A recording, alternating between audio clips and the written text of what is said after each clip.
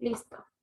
El día de hoy nos acompaña el maestro Rodrigo Alviso Lozano, quien es analista y nos va a explicar acerca de la violencia de género y el feminicidio. Es un gusto tenerlo con nosotros, maestra. Me presento, soy la maestra Jessica Itzel Ibarra Urbina, maestra en psicoterapia familiar sistémica.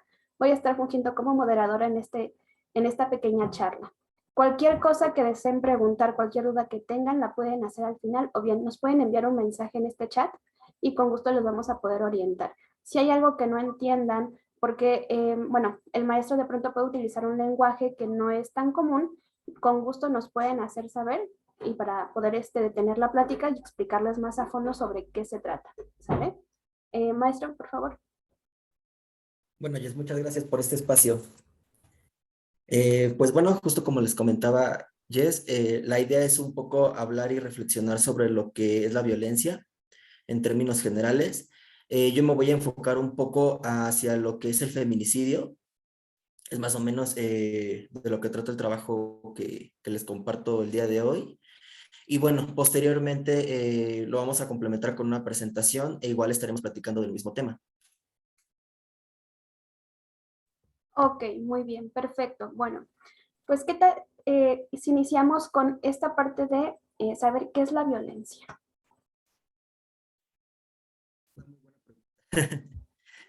Eh, pues mira, la violencia como tal es un acto en el que se agrede física, psicológica, emocional o sexualmente a otra persona por N cantidad de cosas. Eso es la violencia en sí. Si no nos metemos en cualquier tipificación que exista, es como la pura esencia, eso es violencia. Ok, perfecto. Ahora, ¿nos podrías explicar qué es la violencia de género y en qué consiste? Pues mira, particularmente la violencia de género, ya, bueno, yo creo que hay que preguntarnos de entrada qué es el género, ¿no?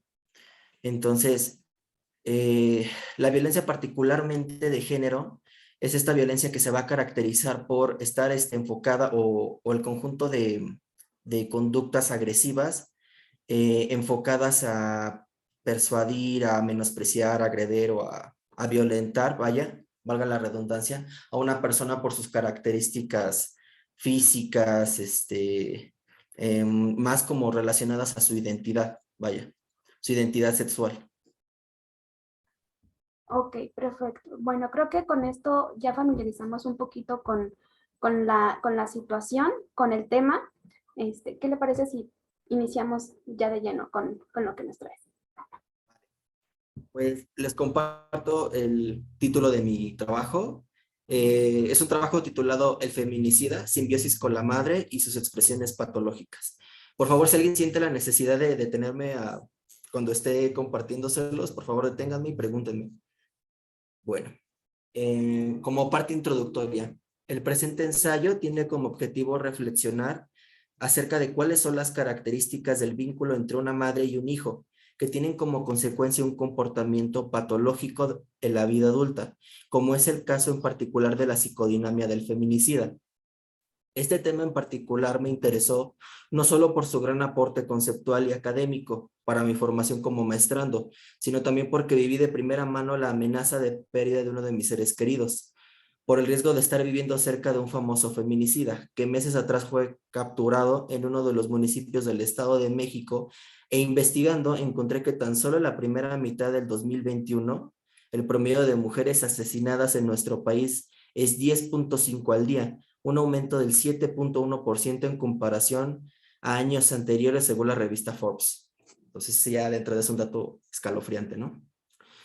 Cuando pienso en lo paradójico que puede ser el manifestar lo que es abiertamente visible, de iluminar aquello que ya fue tocado por la luz, como si una parte de nosotros estuviera empeñada en negar algo que puede ser un acto tan terrible y violento, no solo porque se esté atacando a una mujer, sino porque se está acabando con la vida de un ser humano y que no solo implica lo reprobable que puede ser para la sociedad dicho acto, sino también habla de aquello de lo que el feminicida realmente quiere desprenderse, de algo que busca desesperadamente eliminar dentro de su psiquismo por una amenaza fantasmática, por lo que mi hipótesis sería que existe dentro de su propia fantasía la amenaza de muerte o la extinción dependiendo de con qué óptica se le aprecia dicho acto. Y aquí abro como comillas para una cita. Si la violencia contra las mujeres fuese apenas una huella histórica de la cultura patriarcal, del machismo estructural, ¿a qué conceptos entonces recurrir para comprender el número creciente de asesinatos que nos hacen creer que estamos frente a una novedad? Rodríguez, 2020. Teniendo lo anterior en cuenta, me parece de suma importancia explorar qué fue lo que el feminicida vivió en su relación con la madre para que tuviese que recurrir ya en la vida adulta a destruir a un representante de su objeto primario de manera repetitiva y a su vez de violentar a dicho objeto de formas tan inimaginables. Además, creo que es importante comprender cuál es la representación intrapsíquica de la madre para el feminicida. Y además de esto, cuál es el perfil psicológico de una madre cuyo hijo va a desear matarla con tanta fuerza en el futuro que se va a ver orillado a actuar su agresión de manera tan impulsiva y repetitiva a través de su relación con otros objetos. Claro, esto como una manera de consumar una y otra vez un acto psicótico. Como mencioné al principio de este trabajo, uno de los actos feminicidas que más me han dejado impresionado en los últimos meses y que es el que me gustaría tomar como ejemplo de lo anteriormente mencionado, ha sido el de Andrés N., o como es mejor conocido actualmente, el feminicida de Atizapán, que no solamente se le debe reconocer que cometió sus asesinatos de una manera brillante, sin que nadie se percatara que prácticamente tenía un cementerio en su casa. Y es de mi interés expresarlo así porque es realmente increíble y al mismo tiempo terrorífico que una persona con tantos recursos e influencia social, siendo que fue presidente del Consejo de Participación Ciudadana durante la pasada administración de un partido político, haya pasado desapercibido de las autoridades por tantos años. Si tienen una duda, pueden detenerme.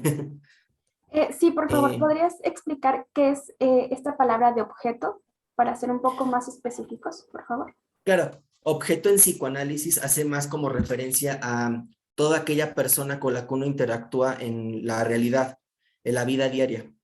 Cuando yo hablo de objetos, estoy haciendo referencia a personas. Es todo aquel elemento de la realidad con la que tiene interacción el sujeto. Entonces, no sé si estoy diciendo como claro. Sí, correcto. Justo para no llevar a malos entendidos, no se refiere a objeto por agredir a la persona, sino son términos que se utilizan bajo esta corriente psicoanalítica. Sí, claro, o sea, con decir objeto no es que se esté demeritando, devaluando a la persona, sino es como una mera forma descriptiva de hablar de las personas, pues. Yo tengo una duda, ¿me podrías repetir el nombre de la persona de la que estamos hablando? Del caso con el que yo voy a trabajar, Sí, por favor. Andrés N., el feminicida de Atizapán. Gracias. Sí. Bueno, continúo entonces con el desarrollo si no hay más dudas.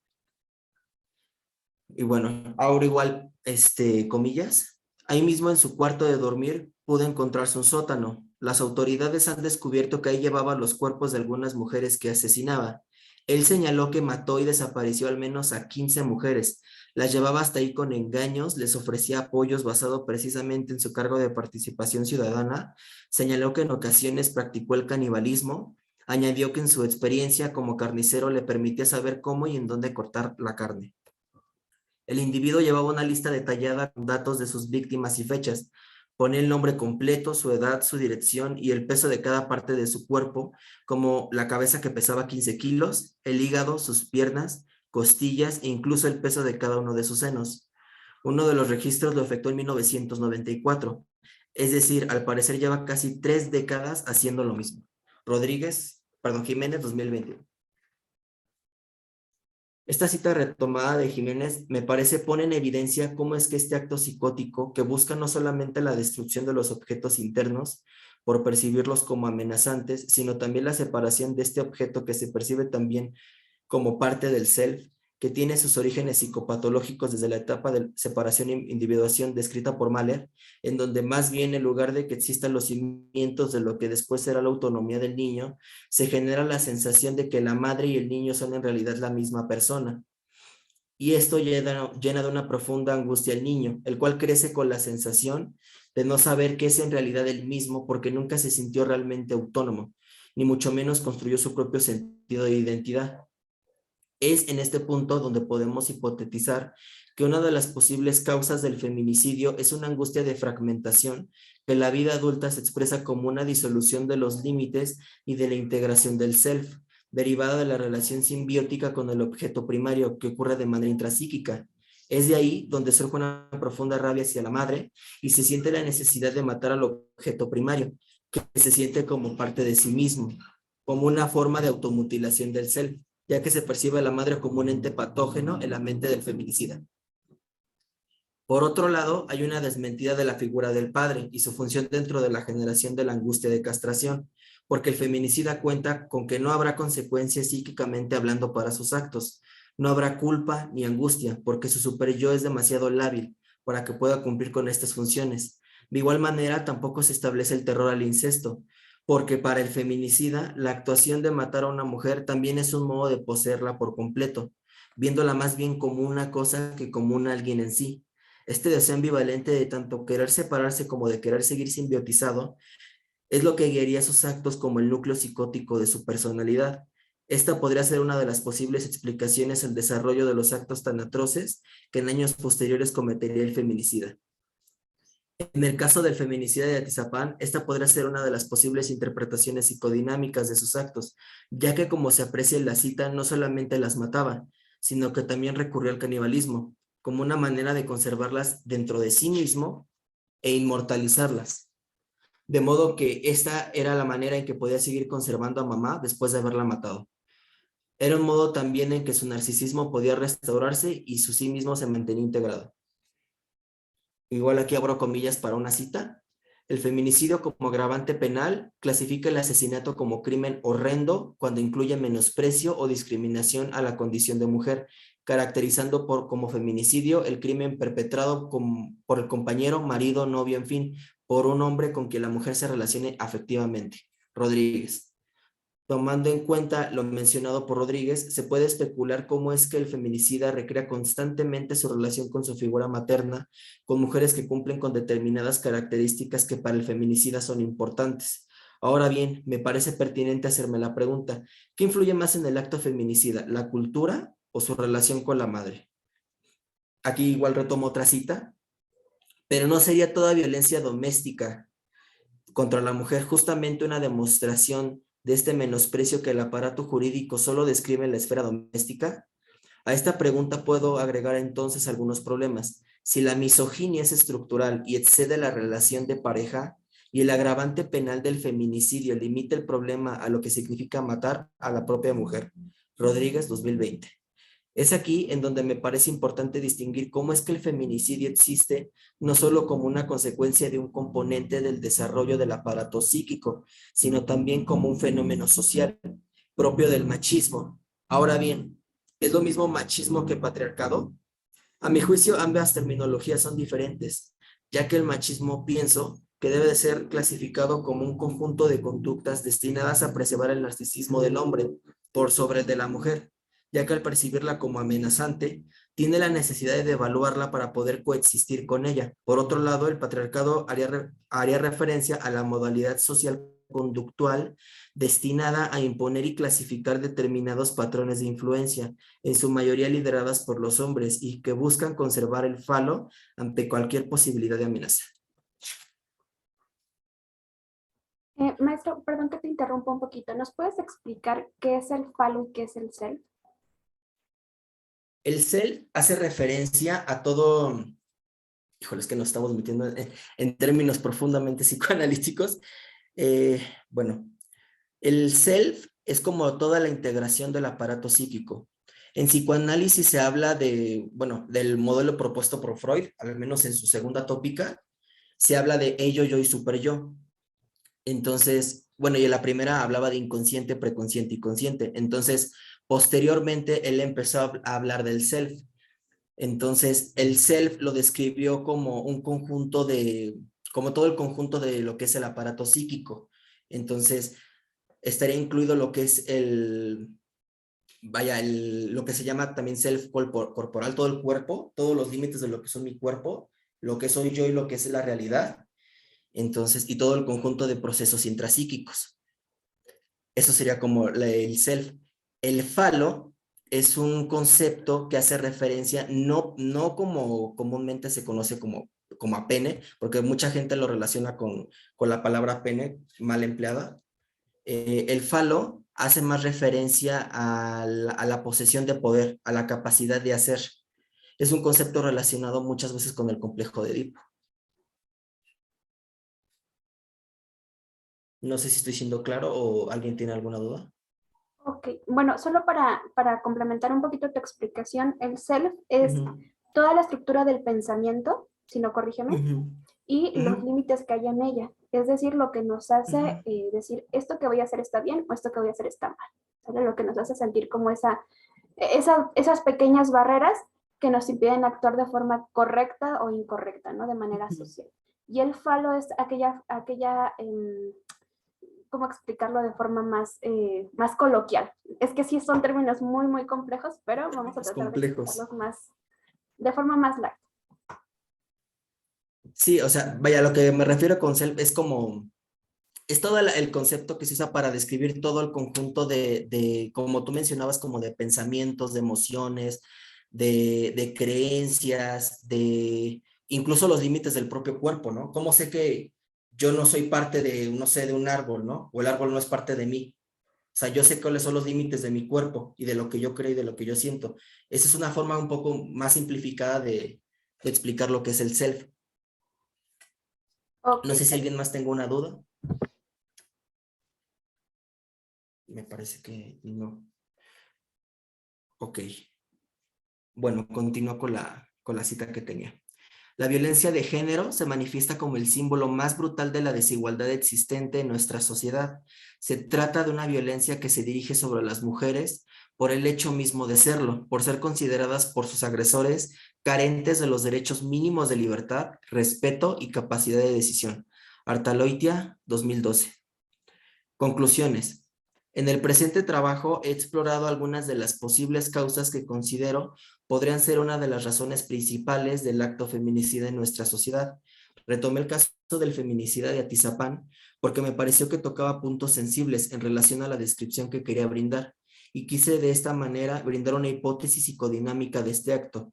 Me parece que fue importante resaltarlo en sus expresiones y pautas de funcionamiento dentro de nuestro sistema social y cultural porque creo que se ha convertido lamentablemente en algo con lo que nos estamos acostumbrando a vivir. Creo la importancia de destacar nuevas formas de interpretación de este acto, ya que como se ha observado en los últimos años, se está volviendo parte de nuestra psicopatología de la vida cotidiana, como bien lo menciona y describe Freud en una de sus obras. Sumado a esto, creo que es importante hacer una reflexión sobre qué papel estamos teniendo como agentes del cambio en estas problemáticas de violencia, pero sobre todo cómo podemos llegar al futuro sin sentir vergüenza de nosotros mismos por no haber hecho nada. Muchas gracias. al contrario, gracias a ti, maestro, por presentarnos tu trabajo. Creo que pues no hay más que felicitarte por esta investigación. Y sí, esta parte de la vergüenza como sociedad por presenciar tales actos y permitirlos, creo que es una crítica bastante fuerte, pero muy realista. ¿Qué te parece si nos vas explicando un poco más a fondo de qué trata todo esto de que acabas de hablar? Sí, o sea, justamente eso que comentas de qué papeles tenemos como agentes del cambio como sociedad, retomando la idea del feminicida de Atizapán, o simplemente de cualquier acto de violencia que uno presencie en la calle, o sea, yo creo que es para reflexionar, ¿no? ¿Qué hago yo o qué haría yo estando en una situación así, ¿no? Hay mucha gente que simplemente pasa y opta por ignorarlo, ¿no? Pero la idea del trabajo y las conclusiones del trabajo es como invitar justamente a la reflexión, ¿no? De qué puedo hacer yo hoy como agente del cambio, ¿no? Y claro, el trabajo no está justamente, no está particularmente enfocado o en ningún momento trata de encasillar a que solamente las mujeres padecen de violencia. Claro que no. O sea, también los hombres la padecemos eh, por diversas razones. Y yo creo que hay papeles implicados como hasta la educación, ¿no? ¿Cómo estamos educando a nuestros hijos, ¿no? Porque la violencia también no solo se aplica, se transmite, se Claro que sí, enseña. exacto. Y además cabe recalcar que la violencia no es unidireccional, es bidireccional. Es decir, tú me agredes, puede ser una agresión física, como estamos acostumbrados a ver, y de regreso puede haber una agresión verbal o psicológica, ¿no? Desde ahí ya tenemos esa parte de que la violencia, bueno, para empezar, no tiene género, pero enfocada a esto que tú nos estás mencionando, sí hay un factor predominante en cuanto a la forma y el modo en el que se actúa, ¿no? Ujú.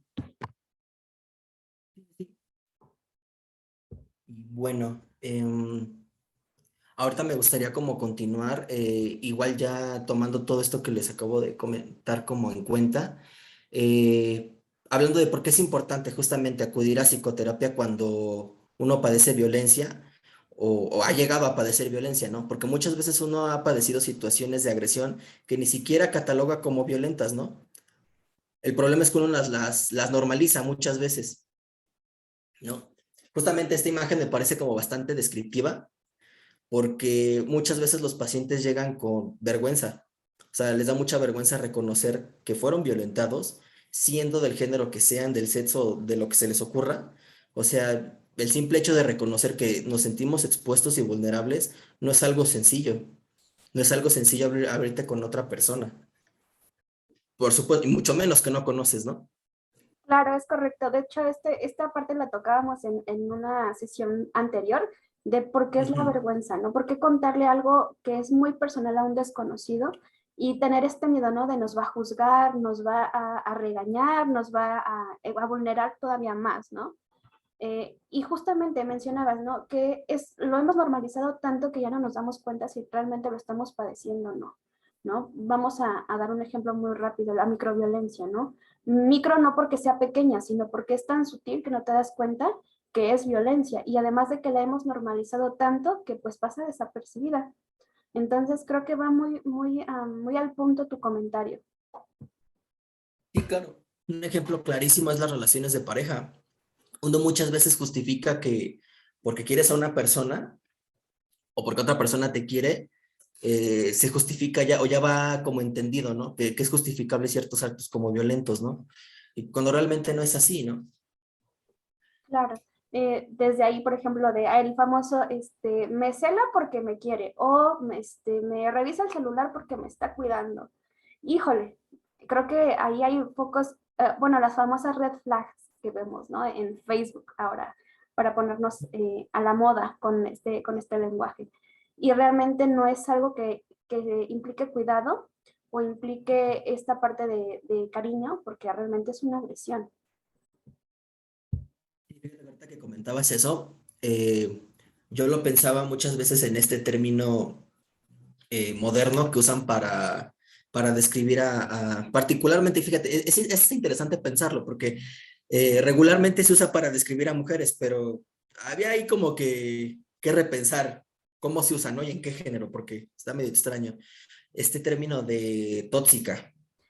O sea, no es que sea tóxica, por supuesto que no, tóxico, es que es violento. Claro, O sea, exactamente. Era lo que yo comentaba en algún momento, ¿no? O sea, realmente nos duele tanto aceptar que la pareja o que nuestra pareja está siendo violenta y tratar de transformar ese lenguaje para no decir mi pareja es violenta, tal vez duela menos decir es que es tóxica, ¿no? Desde ahí claro. podemos empezar a plantear esa situación. Pero bueno, adelante, maestro. Ujú. Sí, justamente como para querer etiquetar, perdón, o minimizar como los actos violentos, ¿no? Pero bueno, ya como parte introductoria a esta parte, yo para hablar de estos puntos retomo las ideas de una psicóloga forense que se llama Julia Moll. Ella habla como de 7 puntos característicos que son como consecuencias justamente de las personas o que viven las personas, mejor dicho, que han padecido violencia. Una de las consecuencias súper características de esto es la baja autoestima. Tienen la autoestima en el piso, o sea, sienten que no vale nada. Literal, su sentido de identidad se quedó simbiotizado con la otra persona. Problemas de identidad, que yo creo que va sumado a lo que les comentaba de la baja autoestima y autoimagen distorsionada. Si tú a una persona que fue víctima de violencia le preguntas, dime 3 cualidades tuyas, es todo un predicamento, porque no saben cuáles son sus cualidades. Necesitan que llegue otro y se las diga, porque no saben reconocerse, no hay como esa capacidad de introspección que es necesaria para poder decir que hay un buen autoconcepto, una buena autoimagen. Por supuesto, también hay sentimientos de culpa y mucho miedo. Esta es una parte en la que muchas veces hay una especie como, digámoslo así, de identificación con el agresor. Con identificación con el agresor me refiero a que muchas veces son personas que han sido tan violentadas y tan agredidas a lo largo de toda su vida que muchas veces ellas creen que merecen ser violentadas. Entonces, y por supuesto esto les ocasiona muchísimo miedo y es algo que limita su vida en muchísimos aspectos. De ahí la necesidad de acudir a terapia y evaluar esto. Otro punto importantísimo. ¿Quieres comentar algo, Jess? No, adelante. No, adelante. Ok. Otro punto importante también es el aislamiento emocional. Este es un mecanismo defensivo súper común cuando nos sentimos bastante angustiados. Es mucho más sencillo aislarse emocionalmente y evitar situaciones que sean como conflictivas a enfrentarlas. ¿Por qué? Porque la persona se siente insegura de interactuar con los demás. Prefiere mejor quedarse como en su esferita emocional, donde se siente seguro, a arriesgarse a volver a ser violentado. Claro. Y fíjate que aquí me gustaría mencionar esta parte de la lealtad. Se crea una lealtad tremenda al agresor, ¿no? Y justamente, ¿no? Nos Sí. encontramos estas frases de me pega porque me lo merezco, o seguramente yo lo hice enojar y por eso me pegó, ¿no? Me lo merezco porque algo hice mal. Entonces esta lealtad se vuelve muy peligrosa cuando la persona que está siendo violentada comienza a hacerla propia y comienza a dejarse tratar así, no solo ya por la primera persona que la agredió, sino por toda una serie de personas que forman parte de su núcleo social, familiar o laboral, y desde ahí se desprende una amplia gama de tipos de violencia. Entonces, sí está para pensarse y que justamente la idea es que reflexionen de que sí se requiere un proceso terapéutico. Sí, claro. Fíjate que ahorita que comentabas esto, recordé, yo estuve trabajando un tiempo con víctimas de violencia intrafamiliar y en una ocasión nos llegó un caso de una chica que, bueno, para no hacerte el cuento largo, había sido como sumamente golpeada por el chico, bueno, su pareja, o sea, pero, o sea, algo terrible, terrible. Y tú le preguntabas a la chica por qué no lo había denunciado y ella decía que no, que estaba bien lo que le estaba pasando, o sea, que no era nada, pues, o sea, eran unas marcas en el cuerpo, pero impresionantes. Y la chica lo justificaba en todo momento. O sea, en todo momento era su esposo, si no mal recuerdo. Su esposo era su héroe. O sea, realmente no, era como esa figura como súper idealizada, intocable para ella, ¿no? Claro, fíjate que ahorita que tú me estás mencionando esto, se me viene así el cuento de la Bella y la Bestia. Digo, o Sí, sea, para empezar, ¿no? ¿Qué cosas estamos consumiendo que nos hacen creer que el amor nos tiene que doler, sí, nos tiene que privar de la libertad, nos tiene que, de alguna manera, ejercer cierta tortura sobre nosotros para que después podamos ver a esa persona como una vez que nos deja, o que viene esta parte del ciclo de la violencia de la luna de miel, que nos deja de maltratar, verlo como un ujú, superhéroe, ¿no? Es sí, claro. impresionante la cantidad de discursos que vienen, como bien lo dices, ¿no? A defender al agresor. Puede ser por miedo, por lealtad, por esta parte de la creencia de seguramente me lo merezco y él está bien y yo estoy mal. Entonces, híjole, habría que cuestionarnos muchísimo qué estamos aprendiendo y qué estamos educando. ¿Quién está siendo realmente la bestia, no? En el cuento. Pero bueno, otro punto muy importante también a tomar en cuenta como consecuencia de personas que han sido violentadas es la dificultad para reconocer y expresar sus emociones. Hay una rigidez emocional impresionante. Mucha gente cuando está en terapia, o sea, bueno, al menos desde el enfoque que yo trabajo, es mucho tiempo para poder como ir, digámoslo así, rascando ese caparazón emocional que hacen para protegerse. Muchas veces en víctimas, por ejemplo, que han padecido violaciones, o sea, es algo súper duro. Entonces, es algo como que se debe de tomar en cuenta, e identificar, saber identificar sobre todo, ¿no? Otro punto que también destaca es como que padecen trastornos de estrés postraumático o sintomatologías afines. Estas como flashbacks o imágenes que les llegan de repente cuando están en situaciones similares o cuando están en interacción con cosas, con objetos, con personas que les recuerdan al agresor. Eso es algo que los imposibilita porque es una angustia terrible. Otro punto importante son los sentimientos de haber traicionado al agresor. Va de la mano con lo que comentábamos Jess y yo de la identificación con el agresor, o sea, como esta parte de justificar al agresor. Y por supuesto, sienten que lo traicionaron y que ya no son dignos o dignas de su amor, ¿no? Y por supuesto, algo que también comentaba Jess, trastornos de apego. Una dependencia emocional impresionante hacia cualquier figura que se le parezca justamente al agresor. Muchas veces por eso también encontramos a chicas, o chicos también, porque también es bastante común en la clínica, que buscan parejas que los violentan, que a lo mejor es gente que te platica de no sabes qué es que mi novio me celó por esto, o me golpeó por aquello. O sea, y realmente nunca se pueden como desprender de esa parte, y bueno, es algo que se debe de tomar en cuenta. No sé si vas a comentar algo, Jess. Sí, justamente. Creo que de pronto tenemos muy normalizada esta parte de la agresión en la pareja hacia las mujeres, pero no vemos la otra parte de la moneda, ¿no? Probablemente se vea más reflejado en el área psicológica y emocional para las mujeres porque se ha dado más, se le ha dado más voz a la violencia en este sentido, pero si nos pasamos a la otra parte, también hay que recalcar esta parte de la violencia económica, ¿no? Violencia económica e incluso de la imagen corporal de la persona, o sea, todo eso, las exigencias que nosotros tenemos para con nuestras parejas, de pronto salen y tocan en esta parte de, pues, llegar a violentar a quien se supone que nosotros queremos, ¿no? Y justamente cuando tú hablas de esta lealtad y de, de este apego emocional, me viene a la mente es, me amo a través de ti porque soy incapaz de amarme. Y entonces como no me amo, pues la única persona que me puede amar es mi agresor, ¿no? Y no haber otra persona en el mundo que me ame como él o ella. Y justamente ese es el gran problema y por qué están buscando una relación constantemente, pues que sea violenta. Porque yo no me puedo amar y por eso busco que alguien me agreda, porque para mí, en mi forma de lo que yo aprendí que es amor, así se ama. Eso es amor. Que me agredan es amor.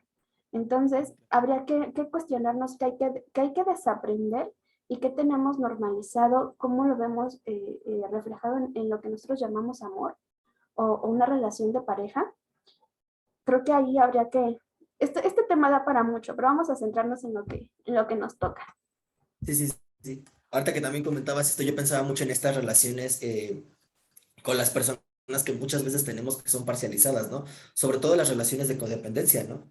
Donde justamente, como comentabas, me amo a mí mismo a través de lo que tú me dices, ¿no? Por ahí va el asunto. Es justo, ¿no? Yo veo en el otro aquello que no me gusta en mí. Entonces, yo creo que va muy relacionado, ¿no? Y yo creo que da para pensarlo, por ejemplo, también en nuestra sociedad, en la cultura, en el arte, cómo está expresado, ¿no? Muchas veces hemos normalizado que, bueno, las mujeres son las que más se expresan, ¿no? Como estos actos como violentos, ¿no? Pero yo creo que la misma sociedad las ha orillado a que sea así. Por ejemplo, yo cuando estructuraba este trabajo, no sé por qué me vino a la mente, no sé si sabes quién es Francisca Viveros Barradas. Francisca Viveros Barradas. No sé si alguien la conozca. Su nombre artístico es Paquita la del barrio. Ah, ok, ok. Entonces, ya, luego lo ubicaste, ¿no? Dije, Sí, ah, caray. así sí. De hecho, es más comúnmente conocida por su nombre artístico. O sea, cuando yo te menciono Paquita, la del barrio, pues, ¿qué piensas, no? Pues es una mujer que está furiosa con los hombres, ¿no? Pero justamente son mujeres que han tenido que gritar y manejar su enojo de esa manera. Han tenido que alzar la voz de esa manera, porque si no, de otra forma no son escuchadas. Porque Claro, nuestra misma sociedad, ¿mande? sí, sí, sí, adelante. Sí, porque pareciera como si nuestra misma sociedad tendiera como a reprimirlas, no sé. Claro, o sea, ¿y cuántas mujeres se unen a sus canciones, ¿no? Que de verdad pareciera que sí las sienten. Y todo esto es, vaya, es muy curioso porque requiere de un personaje para darle voz a todo un síntoma. Y Sí, eso es bastante interesante, ¿no? Y creo que desde ahí habría que checar qué tanto nosotros estamos viendo la agresión que nosotros hacemos y qué tanto estamos viendo la agresión que nos hacen. Porque vuelvo a lo mismo, la violencia es bidireccional.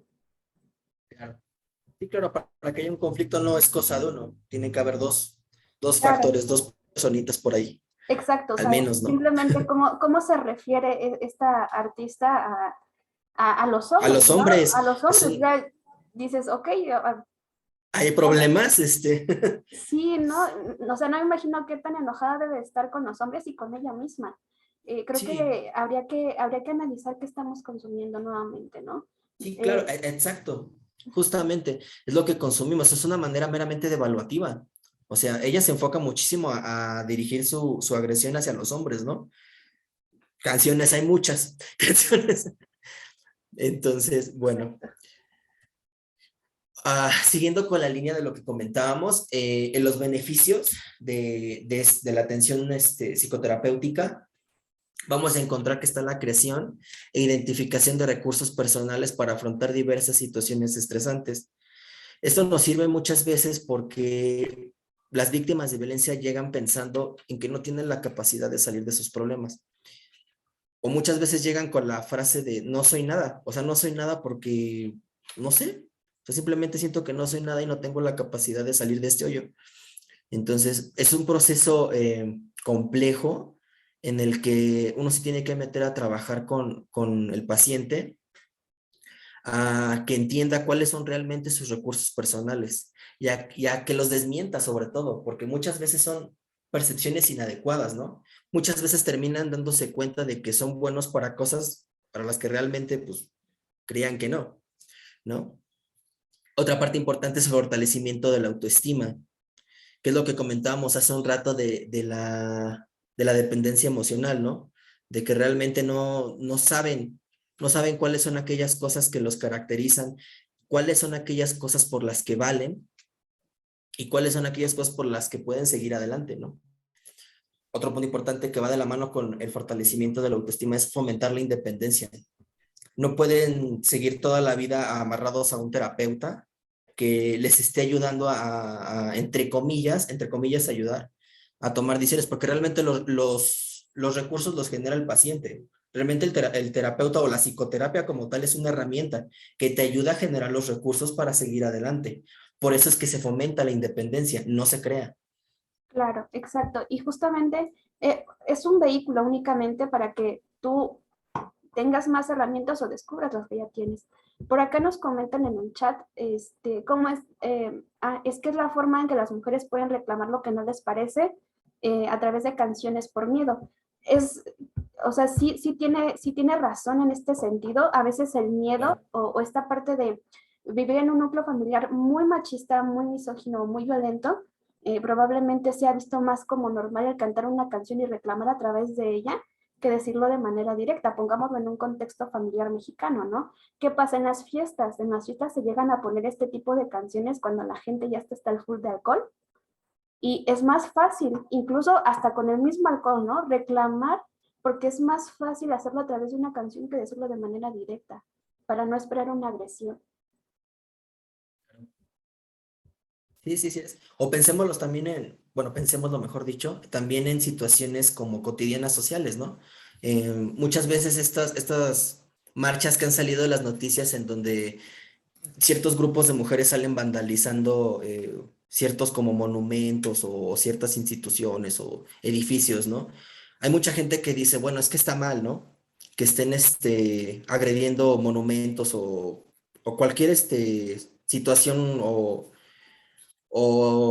sí, o sea, cualquier aspecto social, ¿no? Que se te ocurra.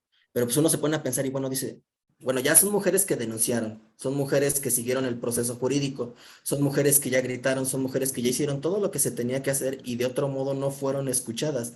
Entonces, ya que están violentando o que están, por así decirlo, destruyendo algún monumento público, es como ya fueron escuchadas. Entonces, es donde se pone como en reflexión justamente esto que estamos platicando, ¿no? Entonces, ¿hasta qué punto tengo que gritar como para ser escuchado? Y bueno, otro punto importante es aportar perspectivas de vida. Siguiendo el ejemplo de lo que es la dependencia emocional en la pareja, en este punto se les enseña a los pacientes que no todo es lo que te dice la persona o la familia donde fuiste criado, ¿no? O sea, hay otros puntos de vista y hay otros modos de resolver las problemáticas. No todo es lo que aprendemos en casa, no todo es lo que nos enseñaron mamá y papá. Tenemos que tener la facilidad como de salir, ¿no? Como de ese aro social y de buscar como nuevas fronteras, justamente por lo mismo. Por eso es que se promueve el autoconocimiento con la psicoterapia, en el que justamente se buscan como esta participación como en esta relación terapéutica y que el paciente se preste a hablar de sí mismo para poder identificar estos recursos. Y bueno, eso sería todo de la presentación. Ok, claro. Mira, yo creo que incluso me atrevería a decir que a veces la relación que tienen papá y mamá da el material base para comenzar a relacionarnos allá afuera o con Ujú, nuestras parejas ya en algún momento de la etapa de la vida.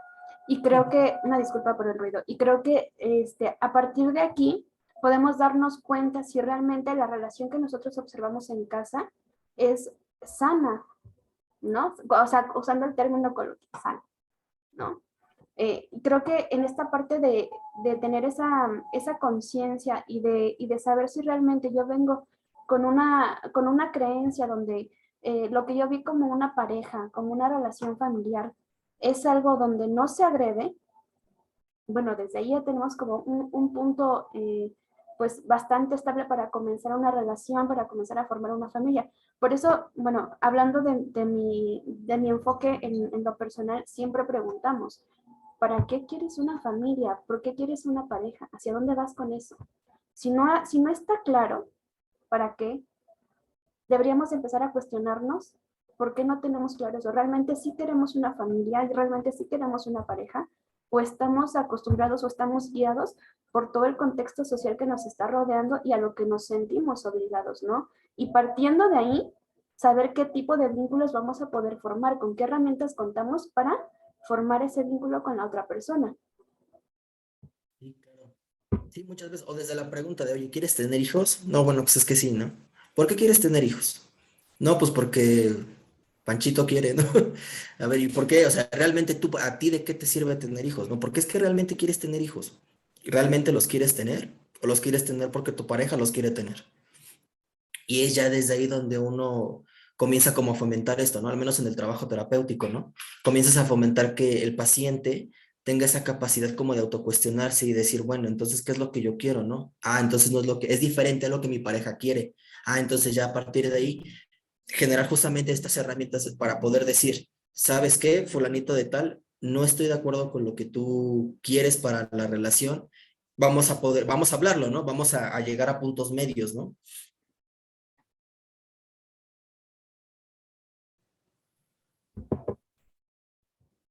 Claro, creo que aquí también va algo bien importante, el saber negociar, que es lo que te va a permitir llegar a esos puntos medios que tú justamente comentas. El llegar a puntos medios significa en ocasiones ceder un poco a lo que yo quiero y que mi pareja ceda un poco a lo que quiere para poder llegar a un acuerdo. Porque si nosotros estamos de alguna manera con esta barrera donde se hace lo que yo quiero y se hace que yo pienso o lo que yo necesito, bueno, no vamos a llegar a ningún lado. Parte del proceso terapéutico es justamente eso, que funja como un medio de transporte a esa comunicación que les permita aprender a negociar y a escuchar antes de solicitar algo o de exigir algo, ¿no? Por ejemplo, en tu práctica, ¿cómo es que tú de alguna manera apoyas a la persona a salir de esta violencia? ¿Cómo es ese proceso? ¿No los podrías describir un poco? Yo sé que cada proceso es muy distinto, pero vamos a llevarlo a un punto medio. ¿Cómo más o menos es que se lleva a cabo este proceso? Sí, claro, o sea, me imagino que, bueno, en los aspectos de violencia te refieres a cómo se genera como estos recursos, ¿no? Claro, es como justamente les comentaba, ¿no? Yo, al menos desde el punto de vista terapéutico, lo trabajo desde el cuestionamiento de aquellas creencias, ¿no? Obviamente no lo vas a, no se trata de atacar creencias, eso sí quiero dejarlo como muy claro, no se trata de atacar creencias, sino se trata de reevaluar por qué creo en lo que creo, ¿no? Entonces, si yo creo que está bien, no sé, estar cercano a cierta religión durante mi matrimonio o en mi matrimonio, bueno, entonces, ¿por qué es que lo sigues, no? O sea, ¿por qué es que decidiste ser católico? ¿O por qué es que decides estar con tal persona? O sea, realmente son muchas las aristas y son muchos los casos en los que uno puede empezar a trabajar con las creencias de los pacientes y empezar a crear como puntos de reflexión en este sentido. Ok, muy bien. Sí, justamente, creo que, bueno, para empezar hay que hacer énfasis en que no es lo mismo trabajar con un adulto que con un niño, Ujú. ¿vale? Porque vamos a tocar este tema. La violencia en la pareja de género también se llega a llevar hacia los hijos, hacia los niños que están dentro de esa relación. Y eso es muy importante, no solamente se queda en la pareja, sino también en los hijos que hay, ¿no? ¿Cómo es que el proceso cambia para apoyar a un niño que ha sido víctima de violencia de género? Claro, pues de entrada, trabajar con niños es totalmente diferente a trabajar con adultos. De entrada, los padres tienen que estar enterados de todo lo que se está haciendo con el chico. Y una vez que se han detectado estos casos de violencia o hay evidencia, en primera instancia es hablar con los padres. Dependiendo del caso, si es muy serio o mejor dicho, de la gravedad del caso, se puede llegar a reportar justamente a ciertas instituciones, ¿no? Y ya en función de eso ir trabajando. Ok, muy bien. Claro, en este sentido, pues sí es bastante importante mencionar que hay consentimiento de los padres. Cuando la agresión es demasiado fuerte y ves que no hay conciencia en el núcleo familiar, bueno, se recurre a las instituciones para que funjan como mediadoras y protejan a los menores, ¿no? Que es lo que se busca en todo proceso terapéutico, que todas las partes involucradas se vean beneficiadas tanto emocionalmente como en otros ámbitos, según el objetivo que ellos planteen también como pacientes. Bueno, de aquí parte cómo es que el psicólogo va a tratar de adecuar su funcionamiento para que esas personas consigan el objetivo y que deje de haber esa agresión, ¿no? Hasta cierto punto no somos responsables de que se deje de agredir a la pareja, pero sí somos responsables de informar de qué tipos de violencia se están presentando dentro de ese hogar, ¿no? Sí, No sé si hay algo más que quieras mencionar. sí, claro. Justamente seguir un comentario más, seguir comentándote acerca de la relación como el trabajo terapéutico más que nada, sobre todo, por ejemplo, con adolescentes. Muchas veces, irónicamente hablando, no son los niños o los adolescentes los que necesitan como el trabajo terapéutico. Muchas veces son los papás los que realmente necesitan la atención. Entonces, es por eso que se tiene que estar trabajando de la mano con los padres. Ahora hay de casos a casos. Entonces, por eso es que se evalúa, ¿no? No es lo mismo que el chico esté pasando por una etapa en la que a lo mejor, no sé, está en situaciones como más de rebeldía, que no le hace caso a la mamá, que no le hace caso al papá, que no cumple con los deberes de la casa. Podríamos clasificarlo hasta algo como más de la edad, como algo más como para llamar la atención del padre o de la madre o de las figuras de autoridad que tenga en la mano, ¿no? Entonces, eso es algo que también se va o se debe de ir evaluando a lo largo del trabajo con los chicos, ¿no? Realmente, ¿quién es el que necesita la atención terapéutica y de qué manera? Claro, y incluso también esta parte, ¿no? Por ejemplo, un adolescente en un núcleo familiar muy violento, probablemente sea más fácil meterme en problemas yo como adolescente, porque así me van a prestar toda la atención a mí y voy a dejar de ver que mis papás se pelean en la casa, ¿no? Eso también puede llegar a ser o fungir como una solución poco viable dentro de las familias, ¿no? Y hay que tener mucha conciencia de eso. ¿Qué tantas de las conductas que tiene mi hijo o mi hija están siendo por una posición de la etapa de desarrollo o por el tipo de pensamiento que tiene, la influencia social que tiene o bien por algo que está viviendo dentro del hogar? Ujú. Sí, claro. Muchas veces los pequeños son el síntoma familiar, el síntoma familiar de que algo anda mal, en el matrimonio de los papás, irónicamente hablando. Claro. Por acá nos dejan una pregunta. ¿Cómo acompañar o de qué manera se podría ayudar a una mujer a salir de ese círculo de violencia, que no quiera o no tenga la disposición de acudir a terapia? Por eso es una pregunta complicada. Es una pregunta bastante compleja en el sentido de que, bueno, uno de los primeros requisitos o uno de los requisitos básicos para que una persona asista a psicoterapia es que lo desee. Entonces, si la persona no desea acudir a psicoterapia, pues realmente lo único que podemos hacer a lo mejor, si es un conocido nuestro, hacerle ver que es importante, ¿no? Hacerle ver por qué es importante que asista a un proceso terapéutico y cuestionarle, ¿no? Si realmente está conforme con su vida, si realmente está de acuerdo con su situación de vida actual, ¿no? Hacerle ver aquellos puntos en los que realmente no está siendo saludable, ni física, a lo mejor, sí, mentalmente obviamente no, ¿no? Pero a lo mejor hasta física, hasta qué punto está siendo sano que esté, digamos, en esa relación de pareja, hablando en términos de que sea una relación de pareja, ¿no? O hasta qué punto es sano que esté en ese trabajo, donde lo presionan así, ¿no? ¿Qué tanto está dispuesto a ceder de sí mismo para seguir en esa situación, ¿no? Y es donde muchas veces las personas se dan cuenta de que, ¿sabes qué? No estoy dispuesto. Entonces tengo que buscar herramientas para poder independizarme, que es lo que hablábamos hace rato de la independencia emocional, del fortalecimiento de la autoestima y de la generación de recursos en psicoterapia. Claro, y además es bien importante mencionar que si nosotros atendemos a una persona que no quiere ser atendida, podríamos caer en justamente lo que estamos queriendo evitar, en violentar a esa persona porque no está de acuerdo en tomar un proceso terapéutico. Ahora, en esta parte de la independencia también va la parte económica, ¿no? El hacerse independiente de tu agresor muchas veces implica en hacerse responsable de sí mismo, de manera económica, de manera, pues afectiva, que ambas son muy complejas, ambas son muy difíciles.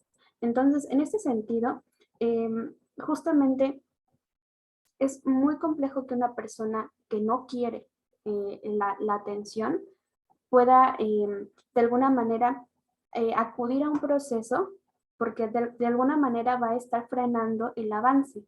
Esta parte de frenar el avance, ¿qué implica? Pues que se haga responsable de sí mismo, ¿no? En algún momento el maestro lo mencionó, nosotros no hacemos dependientes a los pacientes de la consulta, tratamos de que se independicen porque entonces, ¿qué caso tiene sacarlo de una dependencia emocional para meterlo en otra? Eso no tendría sentido y sería algo muy poco ético. Entonces, desde ahí, pues vamos a tratar de, desde ese punto, si es conocido, si es un amigo, pues hacerle ver que, qué es la violencia, ¿no? De qué forma lo está afectando, pero también no es sano para nosotros como familiares o amigos cargarnos a las personas porque eso ya nos afecta de manera directa. Sí, realmente lo que se busca es generar la independencia, no la dependencia, si no, no tiene caso que estés en un proceso terapéutico. Y habría que cuestionarse entonces qué tipo de terapia estoy tomando, si realmente me está sirviendo, ¿no? Es uno de los aspectos que ya no es ético en una psicoterapia. Claro, así es. Uno no puede alargar más un proceso porque está percibiendo de manera económica, porque eso Claro. justamente ya está violentando económica y emocionalmente y psicológicamente a la persona. Y sí, no tiene caso salir de una agresión para caer en otra, ¿no? No sé si tengan por ahí más preguntas, dudas, algo que no les haya quedado claro, comentarios.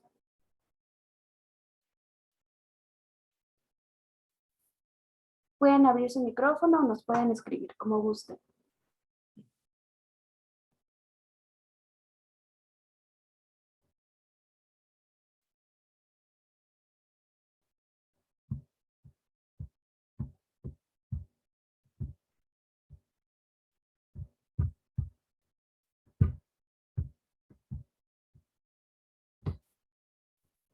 Ok, muy bien.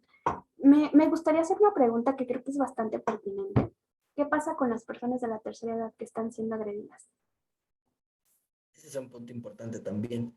Eh, es difícil porque muchas veces es toda una vida de creencias y de costumbres en los que la persona ya no tan fácilmente va a reconocer que es agredida o ya lo ve tan normal que hasta dice, bueno, es que eso es lo que está bien, ¿no? Es lo que debe de, ¿no? Que muchas veces es una de las evidencias que tenemos de que estamos atravesados por la cultura, ¿no? Que es uno de los puntos que yo trato en mi trabajo, ¿no? ¿Hasta qué punto es machismo? ¿Hasta qué punto es la crianza? ¿Hasta qué punto a lo mejor es la cultura? No, de hecho, uno de los autores como contemporáneos que habla de esto y como que pone en duda la influencia del patriarcado en la sociedad, hablando culturalmente hablando, Es un psicólogo que se llama Jordan Peterson, es un psicólogo clínico canadiense. Él habla mucho y pone en cuestión esta parte de la masculinidad o del patriarcado a nivel social. Él lo cuestiona, por ejemplo, en cuestiones como el suicidio, por poner un ejemplo. Son más los hombres que se suicidan que las mujeres, ¿no? Irónicamente hablando, ¿no? Y llama la atención muchas veces porque eh, dirás, bueno, entonces, ¿qué está pasando, no? ¿Cuál es la diferencia realmente emocional, no? ¿Cuál es la rigidez que se está presentando en cuestiones de género para poder expresar las emociones? Ahora, si ya hablando en términos solamente de género, ya hay cierta presión social y cultural para, o limitación incluso para expresar mis emociones, ahora imagínate en cuestiones de edad. Es algo sumamente complejo, ¿no? Entonces, yo creo que en el trabajo terapéutico con personas de la tercera edad se tiene que tener mucha más paciencia y mucha más empatía para saber qué es lo que están pasando y sobre todo qué es lo que han vivido. Claro. De pronto me viene a la mente una vez leí una cita, no recuerdo de quién, que dice que no somos diagnósticos, somos historias. Y parte de nuestra historia influye demasiado en lo que creemos, en lo que queremos, en lo que pensamos, en lo que nosotros consideramos que está bien, ¿no? Y para romper toda una serie de hábitos y de pensamientos que llevamos ya arrastrando durante muchos años, es un trabajo terapéutico de paciencia, arduo y sobre todo que la persona que está asistiendo a este proceso sea también paciente y respetuosa consigo mismo, porque no es algo que cambie de la noche a la mañana. Es un proceso, ¿no? Y es un cambio paulatino que se espera para el beneficio y el crecimiento personal de la persona que nos consulta.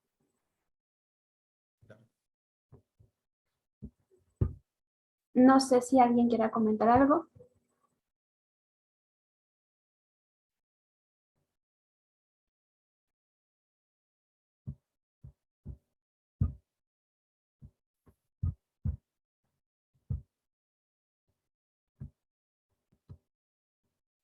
Bueno, en lo que esperamos comentarios, me gustaría saber cuáles son tus horarios de atención. Claro que sí, con mucho gusto se los comparto. Bueno, yo estoy disponible en la clínica de lunes a 9 de la mañana a 12 del día y de 3 de la tarde a 4. Los martes de 9 de la mañana a 3 de la tarde, los miércoles de 9 de la mañana igual a 3 de la tarde, los días jueves de 9 de la mañana a 10 de la mañana y de 2 de la tarde a 10 de la noche, y los jueves de 9 de la mañana a 3 de la tarde. Perfecto. Bueno, para quien gusta agendar cita con el terapeuta, pues ya tienen sus horarios, lo pueden encontrar en @psicoredes en Facebook, psicología-para todos en Instagram y en la página, en nuestro sitio web www.atencionpsicológica.net. El trato, pues ya vieron qué calidad de terapeuta tenemos el día de hoy para que agenden su cita. Y bueno, pues muchas gracias, maestro, por compartirnos tu trabajo. Felicidades por tu investigación. Y bueno, pues esta charla creo que fue bastante enriquecedora para todos. Gracias a ustedes por el espacio. Muy bien. Perfecto. Bueno, si no hay más preguntas o dudas, comentarios, vamos a concluir esta charla. Muchas gracias por haber estado presentes, por regalarnos esta hora de su tiempo y esperamos que les haya gustado. Recuerden que durante todo el mes vamos a estar teniendo pláticas de diversos temas. Si tienen algún tema en específico que les gustaría que habláramos, bueno, pues con mucho gusto nos pueden escribir. Si gustan, les escribo las redes sociales en el chat. Sí, justamente preguntaban eso por chat. Ok. Estamos como Psicología para Todos Así es. en Facebook. Así pueden encontrar la página. Psicología para Todos. Y por acá les dejamos el WhatsApp.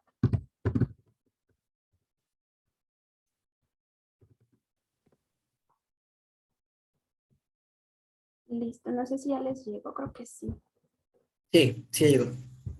Listo, ahí están todas nuestras redes. El WhatsApp, en el WhatsApp se pueden comunicar de manera directa con nosotros para agendar de manera manual cita con el terapeuta. Y bueno, pues cualquier cosa, estamos para brindarles orientación. Y bueno, pues muchísimas gracias, maestro. Es un gustazo verte. Gracias a ustedes. Esperamos verte pronto en otra Gracias, clase. gracias. Eso espero yo igual. Perfecto. Bueno, pues muchas gracias por haber estado aquí. Buenas noches. Y a ustedes, pues, gracias por sus comentarios. Vamos a finalizar, ¿sale?